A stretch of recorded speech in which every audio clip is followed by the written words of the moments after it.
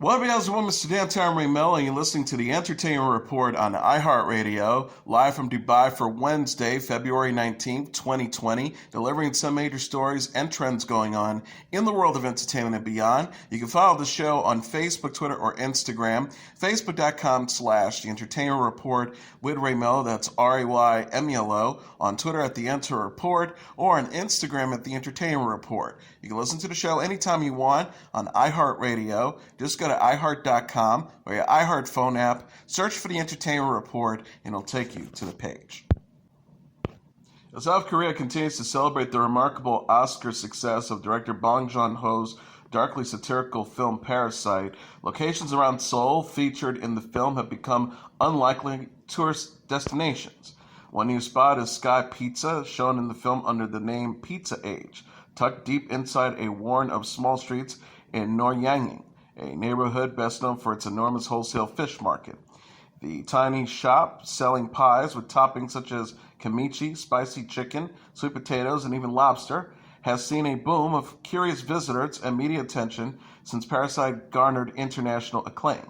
Sky Pizza's owner, 65-year-old Imo Hangji, says she welcomes the attention and the boost in business the film has brought her. She says, "I'm so happy. I'm always grateful for director Bong. Things were difficult at times because this is not a prominent location, and we aren't a brand franchise." Imam began keeping guest books when foreign visitors started descending onto the location after Parasite won the Palme d'Or at the Cannes Film Festival in May. But even since the film pulled off a stunning upset by winning 4 Academy Awards earlier this month, including Best Picture, interest has skyrocketed. Kim Hyun-young, 23, said, "I came here because the film got so famous, while traveling about an hour with a friend to snap photos from Instagram and to take in part of what has become a nationwide appreciation of Bong's success." She said, "I'm a fan of Bong Joon-ho, and I feel like his win at the Oscars opened the door for Korean and Asian cinema." The pizza shop has embraced its Parasite connection with a display of the Pizza Age boxes used in the film alongside a framed photo signed by the cast and a large autographed note from Bong.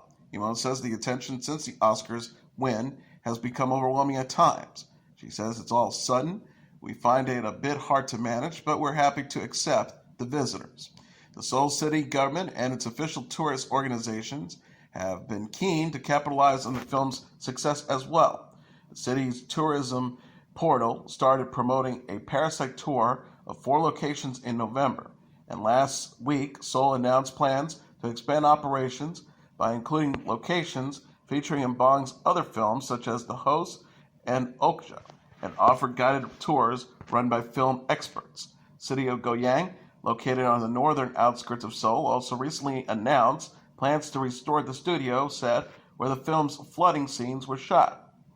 Official celebration of Bong marks a stark contrast from just a few years earlier, when the director, along with many other left-leaning artists, including Parasite star Song Kang-ho and its producer Mickey Lee, were placed on a blacklist by then-President Park Geun-hye, intended to deprive them of the state funding.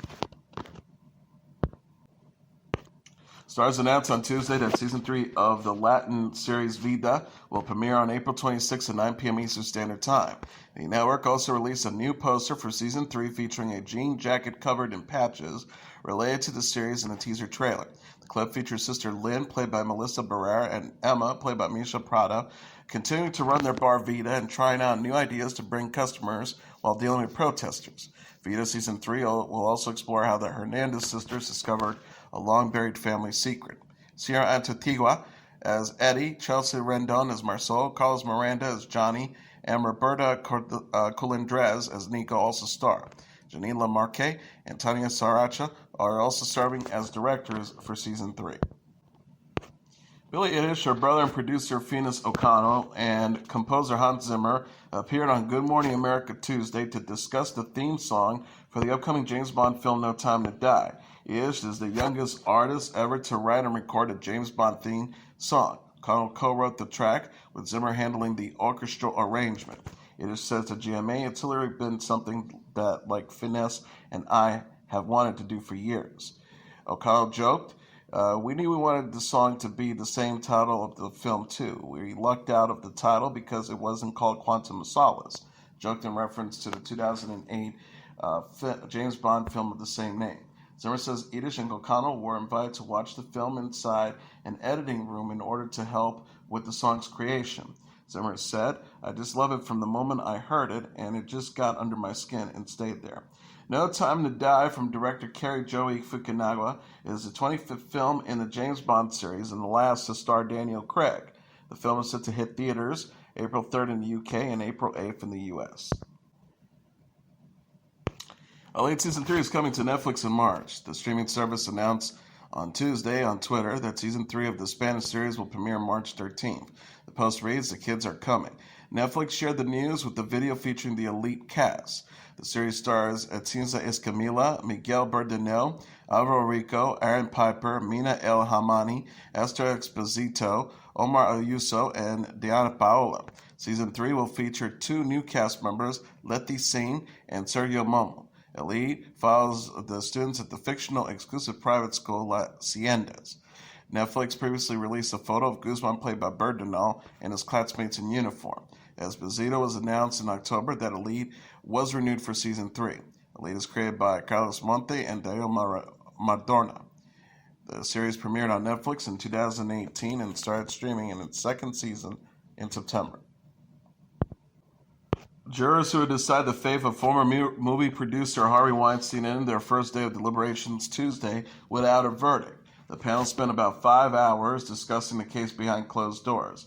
Judge James Berg gave final instructions to the jury, 7 men and 5 women, and defined each of the 5 felony counts of rape and sexual assault against Weinstein before sending them to weigh the case, which included 2 weeks of testimony from 35 witnesses.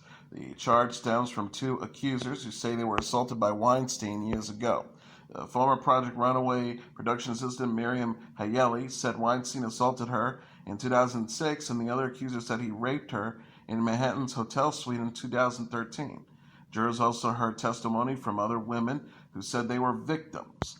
The defense attorneys countered that the sexual encounters were consensual and done to advance their careers in Hollywood. If convicted, the 67-year-old Weinstein faces life in prison. During deliberations, the jurors sent a note to Burke asking for legal definitions, including the phrase forcible compulsion. Before final instructions were given Tuesday, prosecutors denounced an opinion piece by defense attorney Donna Rotono that appeared on Newsweek Sunday, in which she urged jurors to look past the headlines and base their verdict solely on the facts, testimonies, and evidence. Manhattan Assistant District Attorney Joanne Aluzzi objected the article, arguing that it was written at the behest of Weinstein and amounted to jury tampering. Burke took no immediate action, but cautioned Weinstein against using the tentacles of public relations juggernaut. Neil Armstrong Jones announced Tuesday that he's divorcing his wife, Serena. Armstrong Jones is Queen Elizabeth II's nephew and the Earl of Snowden. A spokesperson for the couple told CNN the split is amicable. The statement reads, "The Earl and Countess of Snowden have amicably agreed that their marriage has to come to an end and they shall be divorced. They ask the press respects their privacy and that of their family." This is the second royal divorce announced of the month. Last week, Elizabeth's grandson, Peter Phillips, announced plans to divorce his wife, Autumn, after 12 years of marriage. David and Serena have 2 children from their 26-year marriage, Charles and Margarita. Armstrong Jones founded the furniture store David Lindley Furniture in 1985 with partner Matthew Rice. He also opened the restaurant deals with Elizabeth's cousin, Lord Patrick Litchfield. His mother, Princess Margaret, died in 2002. His father, Anthony, was a celebrity photographer and the first Earl of Snowden by marriage. He died in 2017. David is the 21st in line to the throne, according to NBC News. Elizabeth's eldest grandson, William, is second in line after his father, Prince Charles. Elizabeth's younger grandson, Prince Harry, announced in January that he and his wife, Meghan Markle, would step away from royal duties. Prince Andrew, Charles' brother, also stepped back in November after saying he stayed at the house of convicted sex offender Jeffrey Epstein. Demi Lovato says she was battling an eating disorder as she was struggling with addiction issues over the past few years. The 27-year-old singer and actress appeared on Tuesday's episode of the Pretty Big Deal with Ashley Graham podcast, where she discussed her new eating issues and how they played a role in her 2018 relapse and overdose. Lovato said she was treated for bulimia in 2010 and said in 2014 that she nearly returned to rehab for eating issues. Lovato explained how she thought she was in recovery in recent years. Lovato told host Ashley Graham, "I'm tired of running myself into the ground with workouts and extreme dieting. I thought the past few years where I was recovering from an eating disorder when it actually was just completely falling into it." She says, "I just realized that maybe my symptoms weren't as obvious as before, but it was definitely an eating issue." Lovato said she thought she was helping her recovery from an eating disorder and substance abuse issues by throwing herself into workouts. The star says, "I think when you have certain people around you that are telling you certain things that you should look at a certain way, it makes it harder. I was just in that situation and I was just running myself into the ground." She added, "I honestly think that what led to everything happening over the past few years was just me thinking I found recovery when I didn't, and then living this lie and trying to tell the world I wasn't happy with myself when I really wasn't." Lovato was hospitalized from an overdose in July 2018. She performed for the first time since the incident at the Grammys in January and sang the national anthem at the Super Bowl 54 this month. Lovato showed off a new tattoo on Instagram this month that signifies her spiritual awakening. She will host a new talk show for QB, short-form streaming service that debuts in April. Ozzy Osbourne is canceling his North American tour amid his ongoing battle with Parkinson's disease and other issues. The 71-year-old singer announced on his website Monday that he's calling off the North American leg of his No More Tour 2 tour in order to seek medical treatment in Europe. Osbourne has rescheduled the North American leg in November after postponing the tour in 2019 due to illness and injury. The leg was to begin May 27th in Atlanta, Georgia, with special guest Marilyn Manson. Osbourne said, "I'm so thankful that everyone has been patient because I had a miserable year. Unfortunately, I won't be able to get to Switzerland for treatment until April, and the treatment takes 6 weeks." The Post says Osbourne made the decision now in consideration of fans with tickets to the rescheduled shows, some of whom have been asked to change plans multiple times. Osbourne says, "I don't want to start a tour, then cancel shows at the last minute, as it's just not fair to the fans.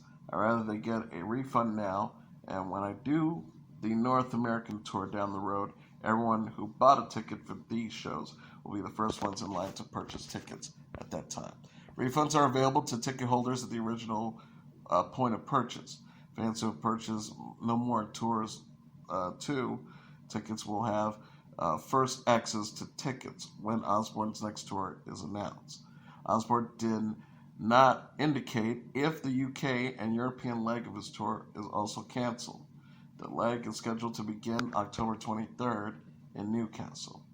Osbourne went public with his Parkinson's disease diagnosis in January. He attended the Grammy Awards with his wife Sharon and daughter Kelly following the news. Taylor Swift released on Tuesday a new music video for her song "The Man," which appears on her latest album, Lover. The video features the singer performing the song live in Paris.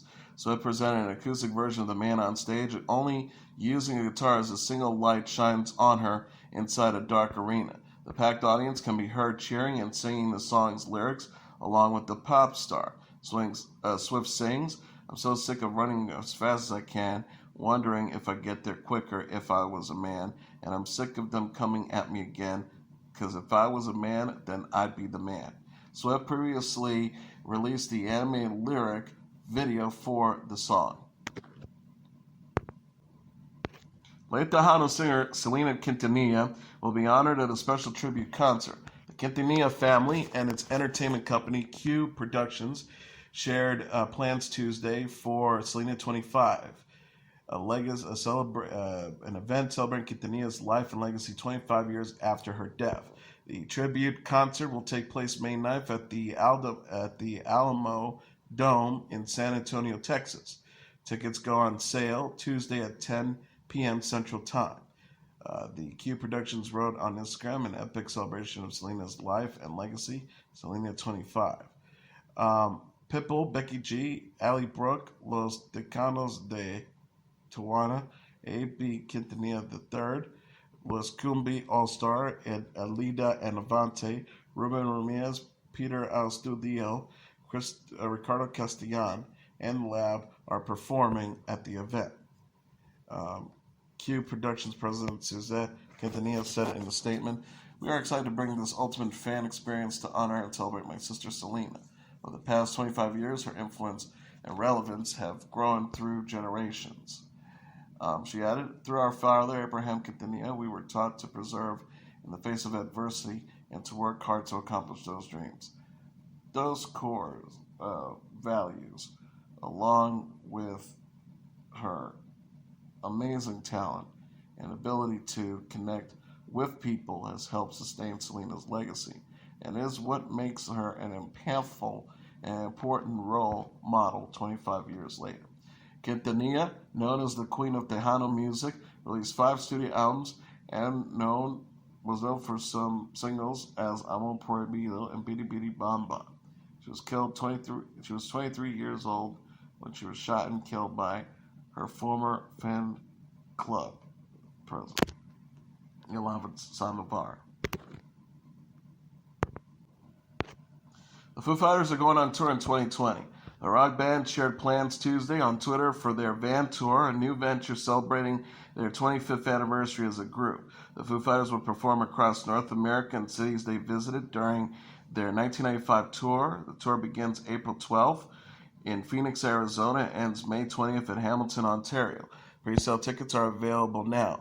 The post reads, "Are you ready? Join the Foos in commemorating their 25th anniversary by revisiting stops along their 1995 tour in the round." Foo Fighters frontman Dave Grohl released the band's debut self-titled album in July 1995.